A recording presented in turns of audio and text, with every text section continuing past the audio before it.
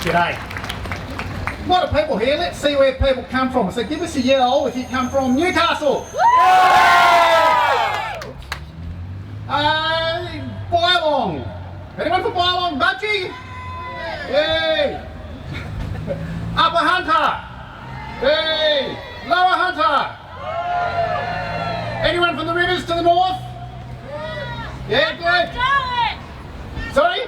Darwin! Darwin? Hey! Central Coast in Sydney?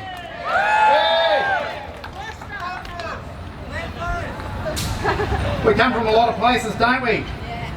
Who remembers last year's rally in May outside Parliament House where a lot of people like us got together? Farmers, Country Women's Association, people concerned about coal seam gas and coal.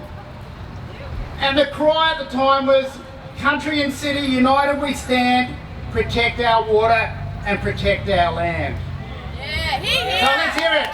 Country and city, united we stand, protect our water, protect our land.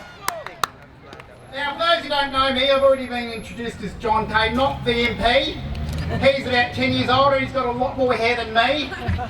You ain't confused? I'm a retired farmer from the Upper Hunter. I used to be in the grape and nursery industry business. Today I'm really proud to be here as a representative of the farmers in the Upper Hunter. I live and work near a very small town, not a very small town, but a small town called Dem. It's about 25 k's west of Muswellbrook. Now, the fourth coal terminal is going to expand the coal chain, or if you like, the pipeline, down to the port. And it opens more doors, or opens the opportunity for more mines in the Upper Hunter. And do we want another coal terminal? No! No! We don't. Up the valley we have had enough. We are saturated with coal mines.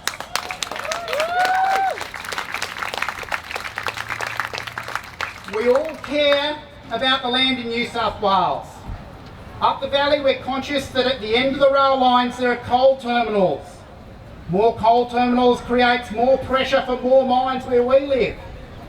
Wherever you're from, the coast, the city, the valley, the central rivers, Gloucester, we are all in this together. And I congratulate you all on coming together today to join your voices and make them heard. My home at Demon is a really beautiful part of the Hunter Valley, and for years we escaped the ravages of mining. 4 years ago, Mining Minister McDonald played pin the tail on the donkey with a map of the Upper Hunter.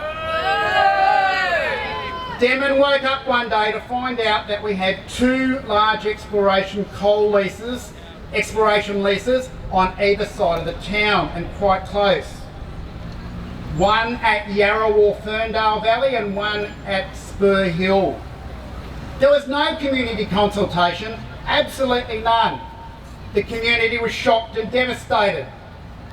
The state had marginalised the local community to the point where we had no voice. Shame now, yeah! Now communities in the Upper Hunter have disappeared. They've been swallowed up by the mines and wiped off the map. Communities like Warkworth, Ravensworth, Wallach, Camberwell, Wybong. What's next? Jerry's Plains, Bulga, Yarrawarr, Newcastle. It's a bit big.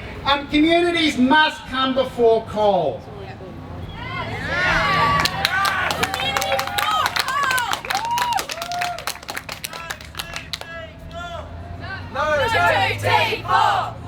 The Yarrawarr Ferndale mine near Demon is situated on fertile farming land next to the Goulburn River. The valleys that will be mined are like giant sponges.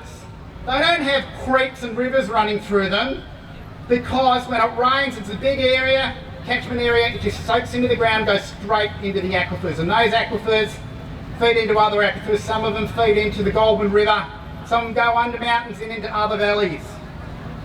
If they dig an open cut mine pit, it will quickly fill with water and depressurise the aquifers. And then what do they do with the salty water? They pump it into the river. And then down the river, another mine sucks it up, adds more salt and pumps it out again. So, what is the life of a mine? 20 years? Then you're left with an unproductive parcel of land and your water resources are stuffed. By comparison, farming is a sustainable land use and the land can keep producing for generations to come.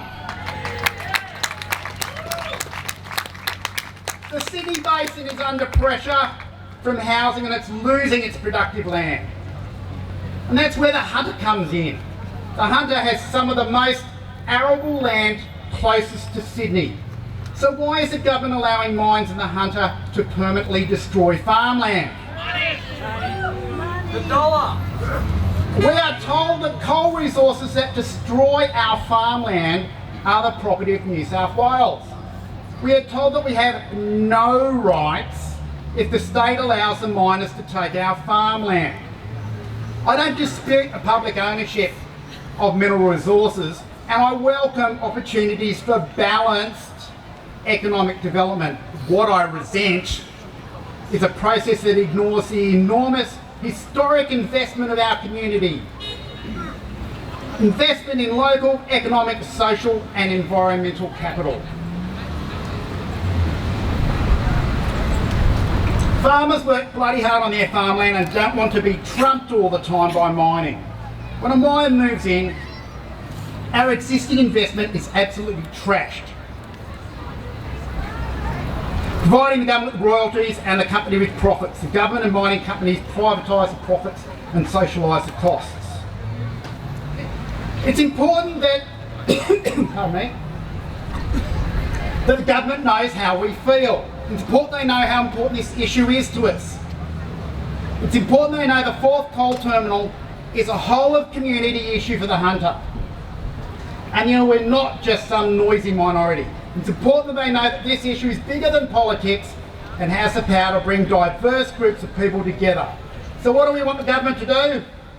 Stop T4. Stop T4? Stop We want the government to plan ahead for the future and ensure the sustainability of its resources, land, its water and its people.